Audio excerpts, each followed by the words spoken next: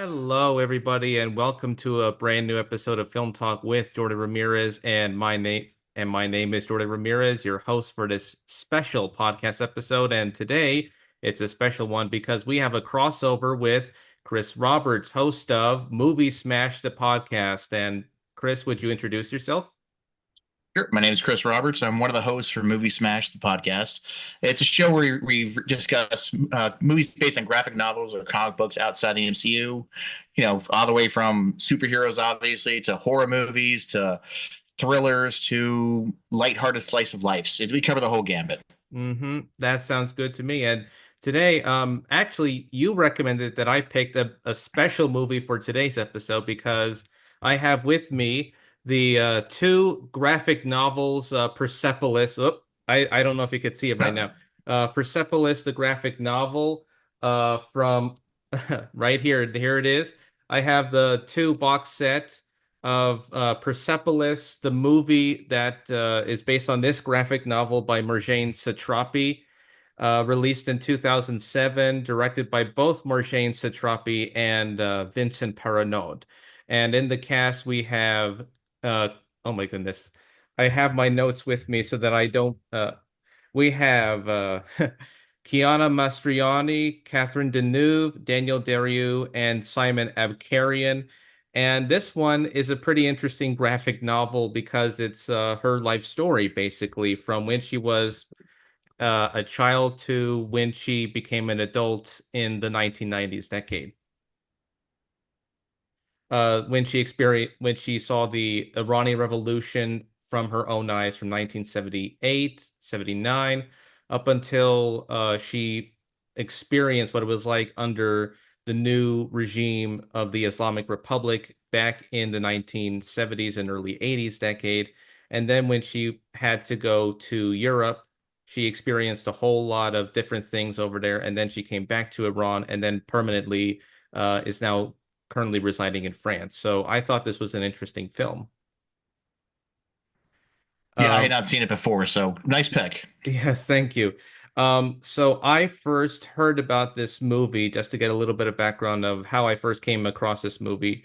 Um, Interestingly, at the 80th Academy Awards in 2008, and the two other movies that were nominated that year were Ratatouille and Surf's Up, and this movie which I had not seen before, was also nominated. So I did remember seeing the other two. One of them did win the Academy Award, but this one did not. So it got me interested, and I before I had never heard of her story, I had never heard of the author, but I thought it was an interesting adult topical subject matter adult movie that I thought was pretty interesting to watch.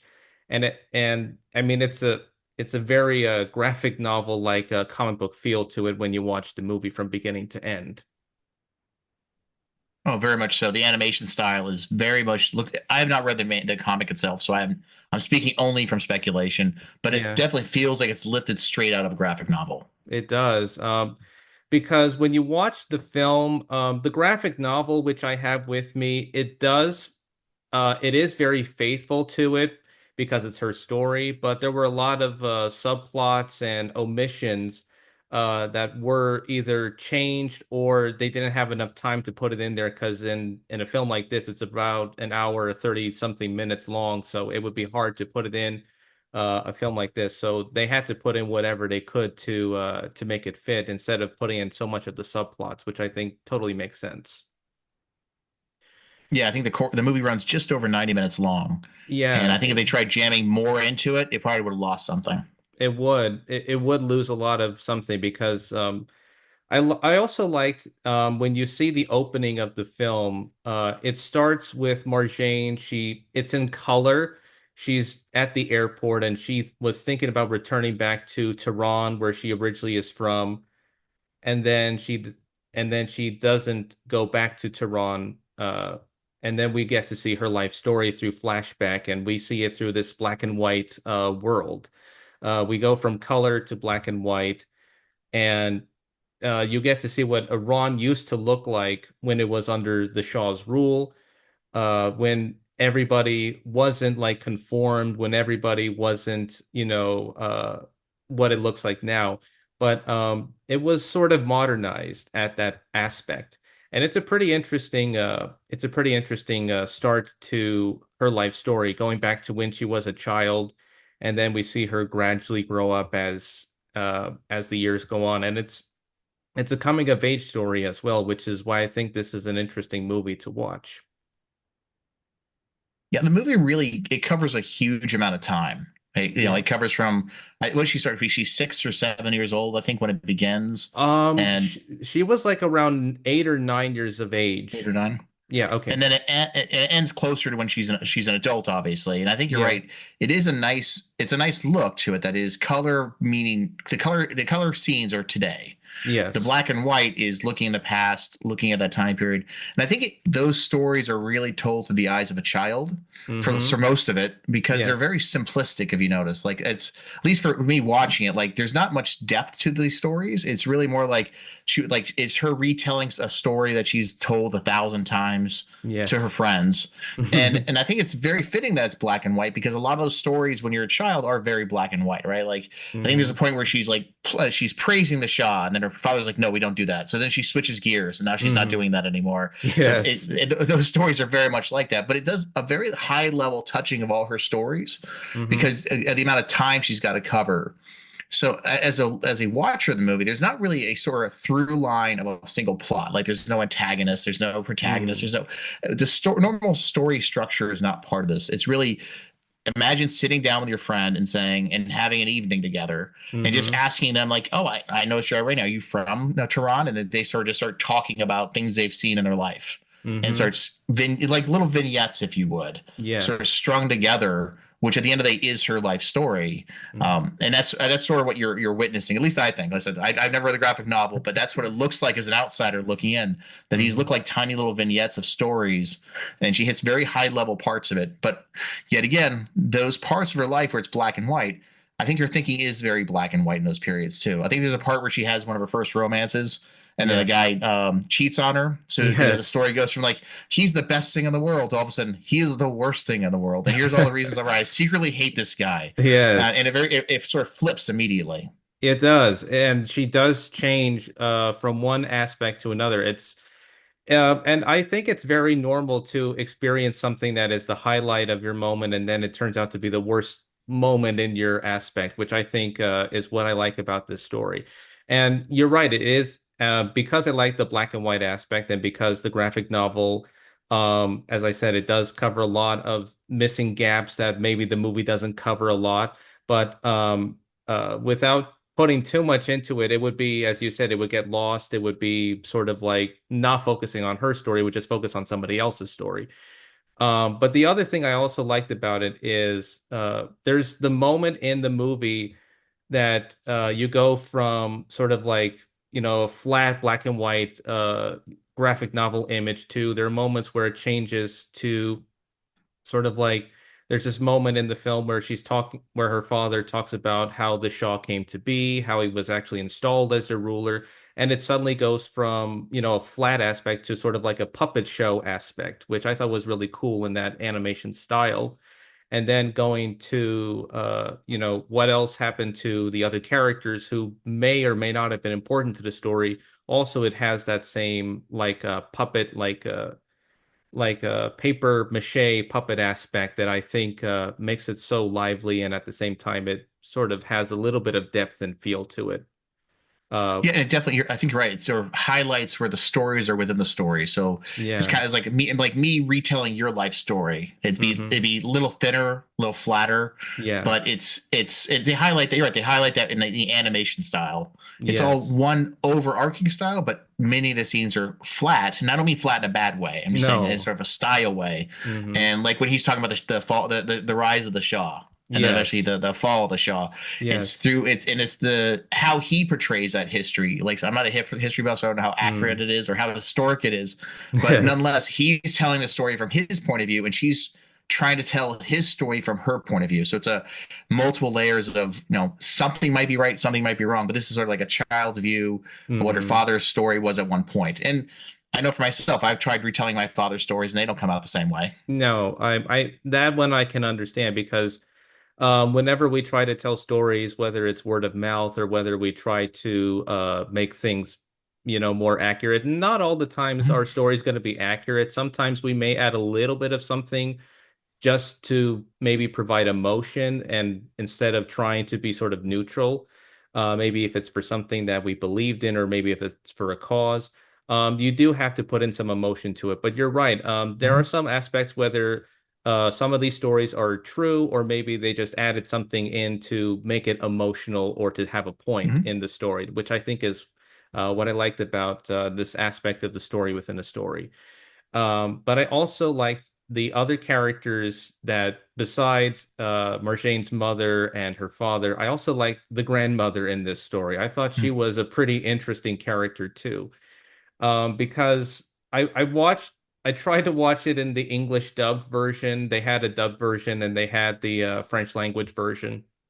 Um, I I don't know. I think she was a pretty interesting character because she said that the husband whom she married, her Marjane's grandfather, whom she never met, was a prince of the Kanjar Empire before the empire was overthrown by this government that the Shah was running at the time, and he was also a communist and things like that. And she's also sort of like almost the most outspoken character I thought was pretty interesting. My favorite moment for me, just as somebody who likes watching her grandmother on the screen, was she would tell before Marjane, when she is an adolescent, before she leaves Iran, she asks her grandmother, "Grandma, how do your breasts stay so firm and round?" And she says, "Well, I put jasmine flowers underneath my bra so that it stays in this firm, round shape." And then she gives her advice before she goes out into the world. And I'll sort of paraphrase it like, Marjane, you're going to meet a lot of people. The people you'll meet in your life are either great people or they're going to be jerks and backstabbers who will ruin your every life when you get there. But no matter what happens in your life, always stay true to your roots. Never forget who you are. And I like that piece of advice that she gives to her because it's sort of like she's an outsider going into another place, another country when she goes to Europe. She's an outsider, but she's trying to adapt and she's trying to understand what it's like when she goes to Europe for the very first time. Yeah. I do like there's a lot of how do I put this, parallels in the story as well.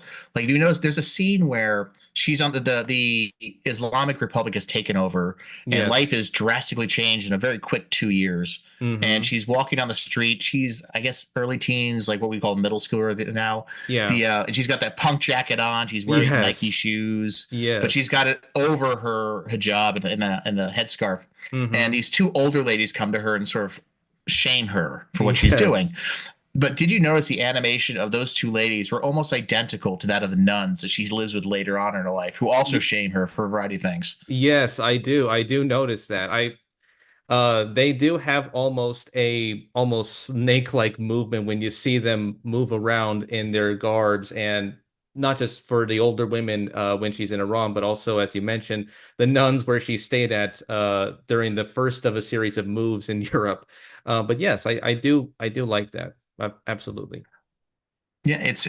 I also found it interesting too, where she goes back to Iran and Mm. she's with her, I guess, with her parents, and then their parents get pulled over by a couple of young sort of militant gentlemen. I forgot Yes. if they're police or what their actual titles were in the movie, but they're all like 15 or 16. You can tell by Yeah. the sketchy mustache that's been drawn on their faces. Yep. But the mother's like, I basically taught people like you. You used to be in my school and all this sort of, and how quickly, like, it shows that those are that most zealous for this change were the sort of younger group.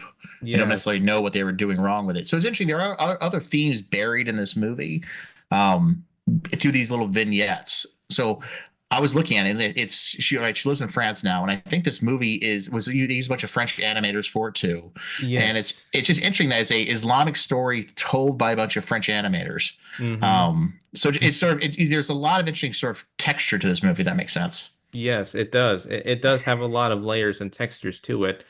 But I also the casting I thought was also pretty interesting too because As I mentioned, you have Chiara Mastroianni. She was the daughter of a well-known Italian film actor named Marcello Mastroianni, and Mhm. here she's a French Italian. And then you have I covered this on my show before. Catherine Deneuve and Danielle Derrieux, they were in a movie that I reviewed called The Young Girls of Rochefort. And in that movie, Danielle plays Catherine Deneuve's mother in that movie. And I thought it was interesting that here in this movie, it's almost like a sort of like a reunion between the same two actors. But here, Danielle plays the grandmother, and here Catherine Deneuve plays the Hmm. mother, which I thought was pretty interesting. I sort of like to give a call back to maybe previous episodes or movies that I covered beforehand. But That makes yeah, sense. it does. Yeah, it's pretty interesting. And I also liked that you mentioned before when she was being shamed by these two older women. This was in the original graphic novel, she was a fan of Kim Wilde, but I guess for legal reasons or changes, they had to change it to now she's a fan of the Iron Maiden music because the because she has on her jacket punk is not dead. She's a fan of punk rock music, and all the street vendors, because they're not allowed to because Western music was banned, they had all these they had like saying the names of different artists that you had to get from the black market, I guess. Uh and it was something that I thought was pretty interesting because not only was she a fan of punk music when she was living in Iran, but also when she was in Vienna in Austria, she also sort of became part of the Vienna subculture of punk rock music over there as well. I was just about to say that too. Like this sort of subculture, this underculture, no matter how Hmm. oppressive the regime is, there's always it always exists. Yes, And it is there funny are. how it was very American the subculture that was over there. But it was a Hmm. funny scene that at first you're not sure what's happening. She's walking on the street and there's all these guys just saying band names. And Yes. they all look sketchy. They all look, sort of I the word is just sketchy is the best word for it. And Yeah. it kind of highlights like, are these like ghosts or spirits talking to her about like these are temptations that are happening? Is that what we're highlighting at the end? The guy's like, no, I'll sell you some Megadeth or I'll sell you some Yeah. Iron Maiden. Yes. And you're like, oh, these guys just Mhm. hawking wares. But at first, Yes. if the way these guys are like sort of snaking like those older ladies were with their Hmm. the long black and because they're wearing trench coats, hiding all the CDs. Yes. So Oh. but you can't really tell that initially. They sound like they're trying to tempt her with different things. Hmm. And now a message from Jordan Ramirez for Film Talk with Jordan Ramirez. I want to take a break from this episode to thank my listeners/viewers who watch the videos on my YouTube channel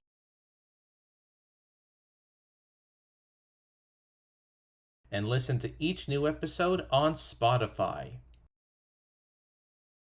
While this show is a labor of love and passion that isn't about the movies that I like, this is also a show that is about the films that you like. Have a film that you want to recommend to the podcast? Make sure to recommend it in the comments section on YouTube and on Spotify, and you will receive a shout out in a future episode. Want to be a guest on the podcast? Click on the sign up form link in the episode description for further details. If you like this episode or my previous episodes, make sure to like, share, and subscribe for more interviews in the near future. The goal for this channel is to reach up to 100 subscribers both on YouTube and on Spotify. It's just that easy. And now, back to our regularly scheduled episode. Yeah, absolutely. And I think they were cassette tapes, but you were close. But yeah, Yeah, but I sorry, do. cassette tapes. You're right. You're No, right. no, no, it's fine, it's fine. But yeah, I do like that the moment that when one thinks of punk rock music, as you mentioned, one would think it's an American or it's a European thing, but it's actually almost every other person, whether they live in an oppressive regime, looking for something that's outside of Mhm. their conservative normal life. They wanted something that was different, that is against the regime that they live under. So yeah, punk rock is sort of like something that she sort of connects to because I like that when she does go to this punk rock concert with her classmates whom she was friends with when she was in Vienna. She had trouble trying to, adapt to her surroundings. And then when she said at that moment, I just didn't care, she just adapted to it. That was like her way of saying Mhm. that she submitted to it, even though there are things that she said were still a mystery to her that she had to understand because as an outsider, you have to figure out what are these ideas that the maybe people around her from Europe are accustomed to that she has never heard of or is alien to her, which I thought was pretty interesting. Well, yeah, that subculture in Vienna was really a more of a nihilistic anarchist subculture than it was a punk culture. And I think Hmm. that the music, I think I remember the music is a bit more heavy metal, more Yeah. angry metal than Hmm. the traditional punk. I mean, Iron Maiden is not friendly metal, but it's No. not as angry as this guy was. This guy was like looks like he was going to eat the microphone, and he's Yeah. screaming at him. And then no, but it's funny how their subculture is very nihilistic, and then all of a sudden later in the movie she pushes back against that nihilism too. Like when Hmm. she starts wanting to identify more with the people, like he's like, oh, none of it really matters anyway, and she's like, it does matter. People Hmm. matter, and that's when she decides to go home. Yeah. Absolutely. That was the moment where she decided I cannot you know well, that was the moment where four of her friends just left and she was going to be with these other people, and then she decides to go back to Iran the moment that the last place she was at was this person whom she called the crazy woman, Frau Dr. Heller, with her and her With the dog. yeah, her and her dog, yes. And then she leaves the place and then she decides to go back to Iran. And and of course when she does come back, she still has to wear the hijab, she has to wear the headscarf, and nothing pretty much changed except her father told her that the war between Iran and Iraq is over, and now it's like there's this line that her mother says it's like walking Tehran now is like you're walking over a graveyard.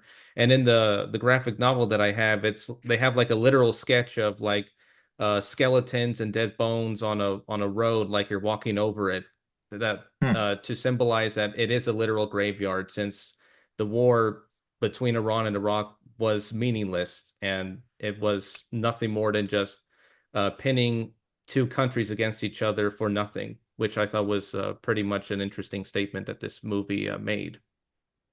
Now, tying back to the book real fast, like I said, I have not read the book. Hmm. So, does the book feel like one continuous story, like this movie is trying to portray, or does it feel like small sections of smaller stories put together versus one big overarching story, if that makes sense? To me, or I think the graphic novel, it's a little bit Mhm. of both. It does feel like one continuous story, but it also features tiny vignette subplots that involve let the characters who were omitted in the movie that really don't fit into the narrative. They were just like in the Mhm. background. That's how I could try to simplify it. But yes, it is a continuous story, but at the same time, it also has subplots. So, or vignettes, as you call it. But yeah, that's pretty much how it is in the graphic novel, and in the difference between that and the movie. Would you recommend someone who, let's say, someone decides they want to see this movie after listening to us or read Yes. the graphic novel? Do you recommend they read the graphic novel first or second? Like, should they If watch the you movie first or the graphic novel first? Okay, for my recommendation, I would say read the graphic novel first and then watch the movie second, so that maybe instead of just watching the movie that takes out little moments or gaps that may sound a little bit confusing. I would suggest read the graphic novel first because it fills in the gaps, and then watch the movie second just to get a feel of the adaptation of it. Are there any big changes that occur from the graphic novel to the comic, or the main heartbeats are there? Um, the main heartbeats are there. The only changes that they made, as I said, like little bits of changes here and there, it would be like there's a scene where after she goes to see these men, they were who were basically putting out these band music on cassette Mhm. tapes. Originally she was a Kim Wilde fan, but in the movie they changed it to Iron Maiden. There was a plot, as we mentioned, with this one person whom she was in love with, or thought she was in love with, Marcus. The scene between the relationship between her and Marcus was much more expansive in the graphic novel than it was in the movie. and there were other characters who were originally like friends or relatives whom she knew back in Iran. They were also omitted, or they were just in the background, but they didn't tell their story too much. So that those are just some of the changes between the movie and the novel. Okay. Yeah. I mean, I'm sort of like that guy. I mean, I try to watch movies that are faithful to their source material, but if the changes are maybe for legal reasons, or maybe if there is a character who has the same name as that person, then they would have to change it, maybe for legal purposes or maybe for privacy reasons. So I think that those are just some of the reasons why I like some film adaptations. But if it's like a film adaptation where it's loosely based on it, but it's a completely different story, then I'm like that movie was not faithful to the original source material at Mhm. all. Yeah, we've covered a lot of movies on our show where it's loose adaptations or ones where we've actually read the book while watching the movie, and they're Mm, so vastly different. They like mm. did the actual making the movie actually read the source material at all? But this feels like it probably is more loyal to it because it's a very independent film. Yes, it is. And I mean, I also like independent comics. I also like independent films. I mean, I'm not against studio movies. It's just that whenever I see like the same, I just recently watched the new Captain America movie, Brave New World, Hmm. and I mean, it. I mean, I know I understand they have like the big names like Harrison Ford, Anthony Mackie. I don't know if I'm missing anybody else from the cast or anybody else that. Oh no, wait, Tim Blake Nelson. Um, I don't know if his character was related to the Incredible Hulk with Edward Norton, or if he was just a completely new character. That I wasn't trying to figure out if that makes any sense. The leader, was he called the guy called the leader? I think he was. Yeah, he's introduced in the last. We covered this movie on our show. They're introduced in the last like 5 minutes of the Incredible Hulk. Okay, so he was in the Incredible Hulk. I just I don't know wanted if the same to. actor or not, but the character was. Okay, I think it was the same actor. Yeah, because Tim Blake Nelson. I think I've seen him not just in that movie, or I've seen him in the Incredible Hulk and also in Fantastic Four, the 2015 remake. But he played a different character in that film. Mhm. And I know just around the time that before we saw the movie, we saw two previews, Thunderbolts and the new Fantastic Four remake. I don't know how Hmm. many of these are. I don't know how many of the same stories are that Marvel wants to keep going until I don't know. Well, I'm hoping I have not seen that. I have not seen the new Captain America movie yet. And the Hmm. Fantastic Four looks like it's taking place in the 60s, so kind of different spin. But yeah, up until Disney purchasing all these IPs, it really Hmm. was about rebooting every 10 years and then telling the exact same story all over again. Well, I always Yeah. like the joke, like, I don't need to see Batman's parents die again. I don't need to No. see that. I don't know why we keep telling that story. Let's tell something fresh. But it is amazing up until recently where the studios are like, we had to tell these stories linearly, so we had to start with the very beginning, the origin story for every one of these characters. Yeah. I know we got a little sidetracked, and this is not about superheroes, but Yeah. I mean, I like some superhero movies. I just think it's a little bit too common now where we all see the same superhero movie over and over again. I mean, yeah. um, I like independent movies based on graphic novels or comics. I like the one that you recommended, Atomic Blonde, which I thought was a pretty cool episode to listen to.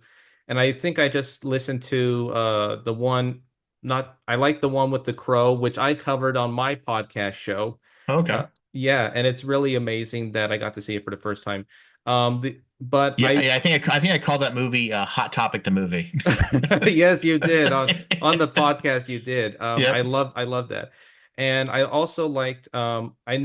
I know I hadn't seen this. I know this has been a they. I know this was popular. The Tales from the Crypt. Um, not Bordello of Blood. What was the one you covered on your show? We covered Demon Knight. Oh, Demon Knight. Uh, That one I thought was pretty interesting. yeah, Um, that's supposed to kick off the whole trilogy of Tales from the Crypt movies. I yes, like the Cemetery Man has that movie definitely scarred one of our hosts. If you've yes. listened to that episode yet or not. I think I did. I think I did hear that it scarred one of your co-hosts after watching that movie. Um, and and you also covered he was also on my podcast too. Ryan Estrada covered Old Boy, the Oh, yeah. movie. Yes. He was on my podcast and he introduced me to a movie. I think it was like Castaway something. But it nothing to do with the Tom Hanks movie. It's a South Korean sort of like coming of age drama comedy film, which I thought was pretty interesting. And Yeah, Ryan definitely he picked Old Boy for us, and that was a definitely an interesting pick. yes. He has a very unique a very interesting perspective, given he lives in South Korea, Hmm. to those films. Yes. I know I hadn't seen it, but I was not aware that it was based on a graphic novel. That one I was unfamiliar with. I had seen, no, it's another director, Bong Joon-ho's Snowpiercer, which also was a graphic novel. I've seen that Yep. one, but I have not seen, is it on AMC now or what, which network turned it into a television series? I know what you're talking about. I don't know which network turned it into a TV series, but yeah, they that one's been converted to one. And yeah, it Yeah, was a comic as well, which I didn't know either. I had no no. idea. I just remember seeing that movie pop up on Netflix one day. It's about a Mhm. train, and Yes. it's a comic. It's a graphic novel too. In fact, Yeah. but the thing is, yeah, for us personally, our shows run, as you can tell, just from all those shows we talked about, all the movies, how they're very very different. Hmm. We're actually recording this evening Garfield. I mean, Oh, so we are hitting, yeah, the original, the one from not original, but 2004's Garfield, Bill mm. Murray. Oh, And awesome. so it's, yeah, we are all over the map. Yeah, I mean, I think I had the sequel, but I remembered seeing the first one when it was on DVD. I never saw it in theaters. But I remembered seeing my friend Matthew Monaco, he currently lives in Israel. He was the one who introduced me to Garfield the movie with Bill Murray and also Garfield 2, A Tale of Two Kitties, which also came out like 2 years after the first film came out. Yep. Yeah, and I thought it was a pretty decent film version. I know I hadn't seen the remake with Chris Pratt, and I don't know who plays John Arbuckle in the remake version. Oh, neither Uh, do I. no, no. I mean, at this point, I'm like, I would rather see another. I would see a different story that felt independent, that feels different. Another film I would recommend because we're talking about graphic novels and somewhat coming of age stories. There's this animated movie called Nimona. It won the Annies, I think, a few years ago, and it's also based on a graphic novel. And it takes place in a sort of like alternate fantasy timeline where instead of it being like in olden times and King Arthur's age, it's like you have technology and it's all up to date, but it's still in the time of knights and dragons and things like that, which I thought was a pretty Hmm. interesting take. And the main protagonist, he's a knight, and the female protagonist named Nimona, she's a shapeshifter. And the movie is itself was it has an interesting history because it originally was developed by Blue Sky, but then after Disney bought Blue Sky, the project was ultimately shelved until it was picked up by Netflix, and they ended up finishing the project, Hmm. where it originally was supposed to be a finished project, but it wasn't. So I thought it was a pretty interesting movie, and the movie itself is meant to be an analogy. It's meant to be representing like the transgender or the queer community, which I thought was a pretty interesting storytelling aspect. So it's a Yeah, I haven't seen it yet. I've seen it on Netflix as an option. I think my kids have seen it, but I have not seen the movie yet. It's on our, when we sent our guests a list of about 700 movies. I think it's mhm. on that list, but Yeah. I've the personally I've not seen that movie just yet. It's Oh, on the list, so eventually someone's gonna pick it. yeah, I hope so. But yeah, that's my recommendation for movies based on graphic novels. Um, I I was thinking about, I wish they would have turned this into a graphic novel. I know this was banned in my home state of Florida. Mouse. I think it was like Walter Oh, the Hausman. book. Yeah, the graphic, yeah, the book. I wish Yep. that it would be turned into a film or a television series someday, because it's a Hmm. very interesting story. And I know this just came out in theaters most recently. Dog Man, which is a spin-off of Captain Underpants. It's a Yep. really hilarious story. I did remember when I'll we're almost running out of time, but I'll tell it real quick. Okay, so I remember reading the Captain Underpants when those books came out, and then almost 20 years later in 2016, 2017, the movie finally came out, and I thought it came out so late, and I thought it could have come out around the time when the books were being published, but I guess it took a long time to make it into a movie. I mean, it was really good, and then it was later turned into a TV series, and now they have the spin-off of Captain Underpants, which I thought is a great addition. And I like Dave Pilkey and his illustrations and his sense of humor because that's what I thought was enjoyable about watching it. Yeah, he's got my kids. I got three kids. They all Hmm. have had various copies of those books. We actually Mm. went to the Library of Congress one year to get him to sign one of our copies. Oh, He awesome. was there for signing. Yeah, those are ever. I actually have a copy of Mouse over on the shelf right over there. Oh, okay. But if you're looking for good, a non-traditional movie based on a Okay. graphic novel that's not about superheroes, not Hmm. about zombies or anything, look for the movie called I Kill Giants. Ooh, that's a good It's one. Yeah, it's a good spin on it since it's not about superheroes. And the question of what is real, what is not real is always asked. Hmm. And I had the book, I've watched the movie as well. I would recommend it if you're looking for a non-superhero movie, but if you really want to tap into that graphic novel sort of market, Hmm. I'd go after that one. Oh yeah, absolutely.